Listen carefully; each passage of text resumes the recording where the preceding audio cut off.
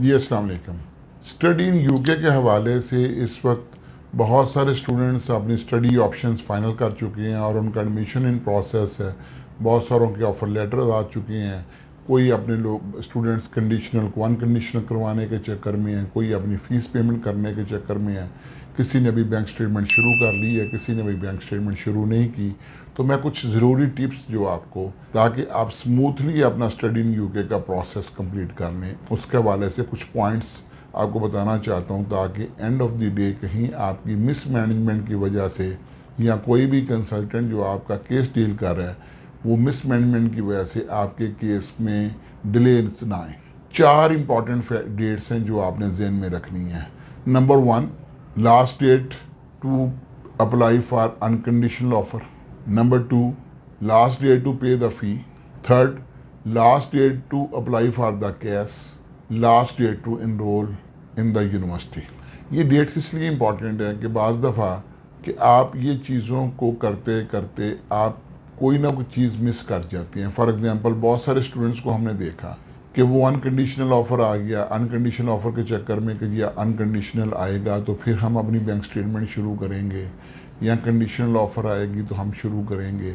और जब वो अनकंडीशनल या कंडीशनल ऑफ़र आई और जब वो स्टेटमेंट शुरू करने उन्होंने कर दी या करने लगे तो पता चला कि जो last date to apply for the CAS है वो 28 दिन से कम टाइम में रह गई है और 28 डेज़ की मिनिमम स्टेटमेंट रिक्वायर्ड है। तो बाद में पता चलता है जी, फिर बाज़ दफ़ा बच्चा फ़ीस पे कर देता है और जब कैश के लिए अप्लाई करने लगता है तो पता लगता है जी कैश के लिए तो अब डेडलाइन गुजरने में 10 दिन रह गए हैं और अभी स्टेटमेंट शुरू हुए हफ्ता हुआ है, तो 28 डेज़ की स्टेटमेंट मेंटेन नहीं होगी।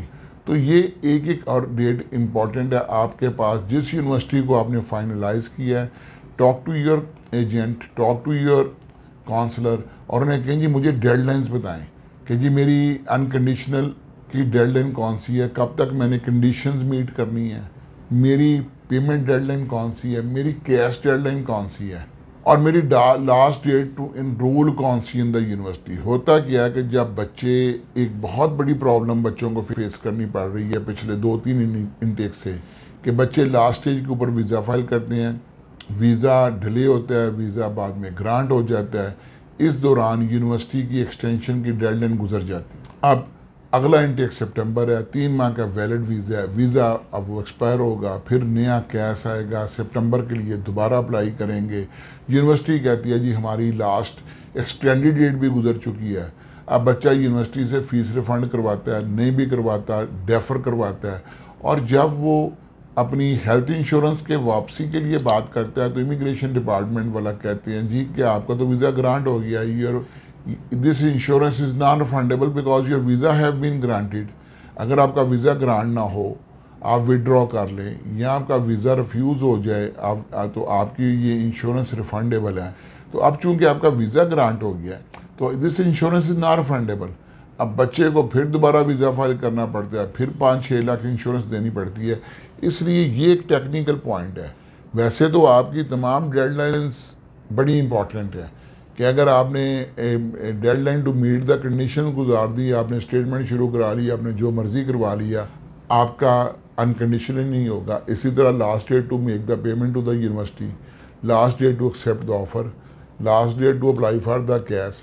हाँ, कुछ यूनिवर्सिटीज़ के अंदर जो कैश है उसके लिए 28 डेज़ के मेंटेन स्टेटमेंट नहीं रिक्वायर्ड, लेकिन आपको ये भी पता होना चाहिए कि जिस यूनिवर्सिटी में आप अप्लाई कर रहे हैं क्या 28 डेज़ की मेंटेन स्टेटमेंट रिक्वायर्ड है कि नहीं है। तो अगर रिक्वायर्ड है तो प्लीज़ उसको टाइमली शुरू करें। एक और इम्पॉर्टेंट चीज़, चेस्ट एक्सरे। मेरी एक स्ट्रॉन्ग रिकमेंडेशन है कि चेस्ट एक्सरे को भी once you have finalise the university फौरी तौर पे करवाएं। होता क्या है कि बाज़ दफ़ा जब आप चेस्ट एक्सरे कराते हैं तो उस पर कोई छोटा मोटा स्पॉट आ जाता है जो कि कोई डेंजरस तो नहीं होता, लेकिन इमिग्रेशन डिपार्टमेंट या वो जो आपका टेस्ट सेंटर है वो कहता है जी अब आपको 2 माह वेट करना पड़ेगा और 2 माह बाद हम क्या करेंगे, हम आपका दोबारा टेस्ट करेंगे। जब दोबारा टेस्ट करेंगे फिर देखेंगे कि क्या ये क्लियर होता है कि नहीं, तो फिर आपका वीज़ा फाइल हो सकता है और आपका चेस्ट एक्सरे या टीबी टेस्ट क्लियर होगा। उससे क्या होता है कि बाद दफ़ा बच्चे ने फ़ीस पे की होती है, उसने स्टेटमेंट भी मेंटेन की होती है, तो वो लास्ट मोमेंट के ऊपर उसका सारा प्लान डिस्टर्ब हो जाता है। तो चेस्ट एक्सरे भी अपना एज सुन एज पॉसिबल करवाएं कि अगर खुदा न खास्ता कोई डिले उसकी वजह से आता है तो आपके पास 2 माह का या महीने का टाइम हो जो दोबारा वो टाइम देते हैं ताकि वो क्लियर हो जाए। और अगर खुदा न खास्ता नहीं क्लियर होता या डिलेड है प्रोसेस तो आप अपनी यूनिवर्सिटी वगैरह की फ़ीस पे किए बगैर पहले आप इसको सॉर्ट आउट कर लें, अगर हो जाए तो फिर फीस पे करें। तो these are the few important points which the student has to keep in mind before going through the complete process. Time management is the key for the UK student visa. और time management के अंदर और वो चूँकि उसकी deadlines बहुत ज़्यादा हैं, जिस तरह ऑस्ट्रेलिया में कोई डेडलाइन नहीं है, आपकी पेमेंट की भी जनरल डेडलाइन नहीं होती है, अगर डेडलाइन होती है तो वो इतनी स्ट्रिक्ट नहीं होती। तो यूके की डेडलाइन को मीट करें और मीट करके जो है अपना प्लान सारा इस तरह लेके चलें कि आपको कोई प्रॉब्लम फेस करनी ना पड़े। Thank you very much.